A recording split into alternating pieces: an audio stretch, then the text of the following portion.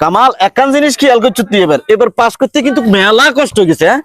হ্যাঁ ভাই অনেক কষ্ট হয়ে গেছে। এবার পাস করতে মেলা কষ্ট হয়েছে, তবে একখান জিনিস আমার তো ভালো লাগে কামাল, এবার কষ্ট হইলো মানে পার্সেন্ট করছি মনের মধ্যে সে আনন্দটা লাগে। তবে ভাই হ্যাঁ আমরা কথা একার কইতাম। ও মা কামাল তুই কি কইবি, তোর লাই ভাই দরজা খোলা ক। ভাই আপনি তো গত বছর রিলিফে কার্ড দিছেন, তারপরে বয়স্ক ভাতা দিছেন, এগুলো দিছেন। ভাই এবার আর বোর একটা শখ হয়েছে, হ্যাঁ কি শখ হয়েছে তোর বোর? এতে কেন বিধবা কাটছা। হিসাব মার কামাল, তোর কল ভাই হিসাব মার। কি নাই হিসাব আমুকো নাই তো তুই তুই এটা কোনো কথা কইলি, তুই জীবিত হিসাব আরে মারতাম। মানুষ তুই থাইয়া তোর বোতলত নতুন বিধবার কাঠ খোঁজের।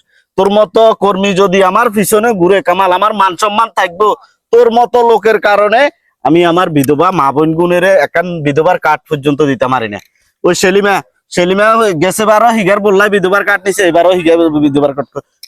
তুই কি হিগার কুটু সত্যি?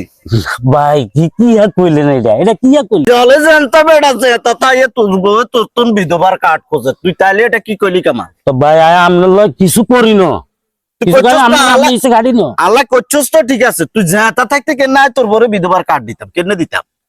কার্ড কেন দিবেন এটা বুঝি আনে বুঝি। কামাল মাথার মেজাজ গরম করিচ্ছে কামাল, গেড়ি গোটা টিপি দিমু যা ইয়ান তুই যা। মেম্বার সাহেব এক মাসে শীত জানা, সামনে আরো 5 মাস আছে। ওরে বাবুরে হাতে আমার সইয়া করি লাগবো কামাল, তোর মতো ইয়া লাগতো না। আর তোর মতো লোকের কারণে আমি আমার বিধবা মা বোন গুন্ডু একটা রিলিফের কার্ড দিতে পারি না, ইয়ার কার্ড দিতে পারি।